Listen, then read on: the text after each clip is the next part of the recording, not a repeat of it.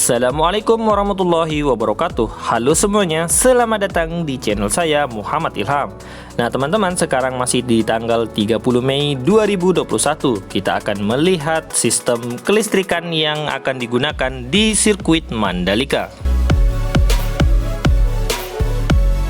Pastikan pasokan listrik aman di sirkuit MotoGP Mandalika. PLN bangun 3 jalur tambahan. Dikutip dari Kompas.tv, PT PLN Persero Unit Pelaksana Pelayanan Pelanggan Mataram, Nusa Tenggara Barat akan membangun 3 jalur tambahan untuk mengamankan pasokan listrik pada infrastruktur sirkuit MotoGP Mandalika. Hal itu untuk mendukung perhelatan ajang balap motor paling bergengsi di dunia. Manajer PLN Unit Pelaksana Pelayanan Pelanggan atau UP3 Mataram, Doni, mengatakan pihaknya berkomitmen untuk merealisasikan zero downtime atau memastikan tidak ada gangguan listrik untuk ajang MotoGP di sirkuit Mandalika meski sepersekian detik, dilansir dari laman kompas.id. Saat ini sudah ada 2 jalur penyulang yang menyuplai listrik untuk kawasan ekonomi khusus atau KEK Mandalika, yakni penyulang Novotel dan penyulang Kuta. Sistem yang ada harus diperkuat. Dengan adanya tambahan 3 jalur ini, suplai listrik akan semakin andal. MotoGP ini adalah ajang internasional dan semua PLN haruslah siap, ujarnya. 3 jalur tambahan yang akan dibangun adalah saluran kabel tegangan menengah atau SKTM sepanjang 2 kali 1,4 km sirkuit yang berasal dari gardu induk atau GI Kuta dan jalur saluran udara tegangan menengah atau SUTM sepanjang 13,8 km yang dibangun dari GI Sengkol. Doni menjelaskan pembangunan ketiga jalur tersebut saat ini telah memasuki tahap akhir konstruksi. PT PLN berkomitmen mempercepat penyelesaian pembangunan jalur tersebut.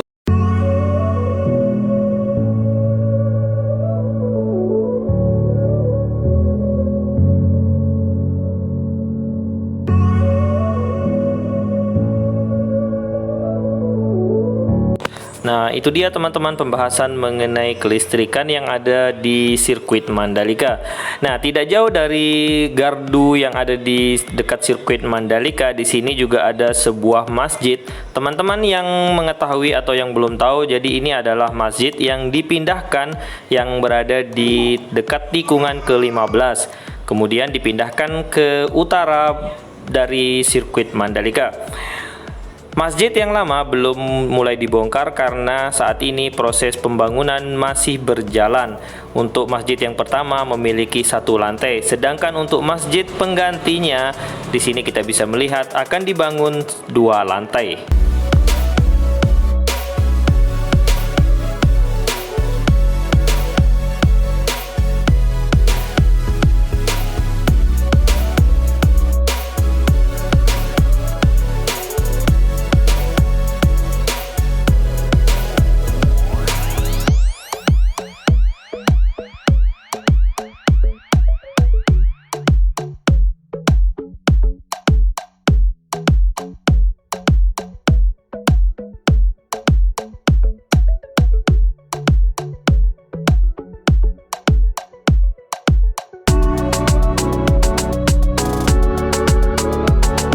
Nah, sekarang kita tinggalkan pembangunan masjid yang baru dan kita akan kembali ke masjid yang lama. Namun di tengah perjalanan kita akan melewati sebuah makam yang baru.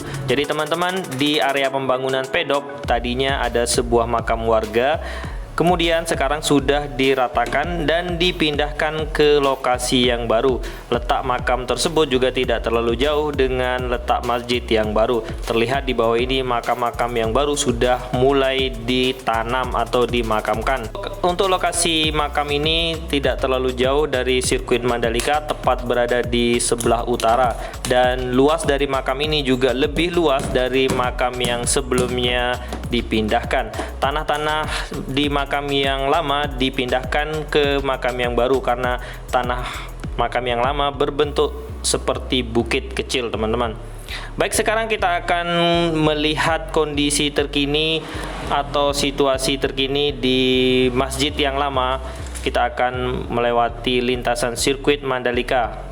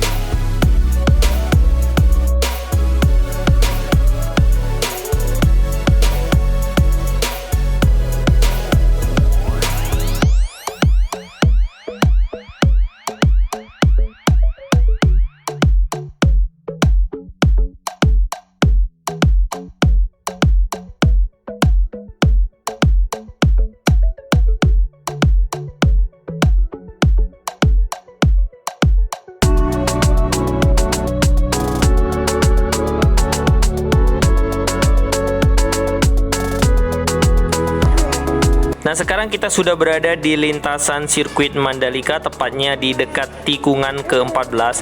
Terlihat dari kejauhan di sini sebuah masjid masih berdiri tegak dan masih tetap digunakan oleh warga, karena saat ini masjid ini memang belum dibongkar.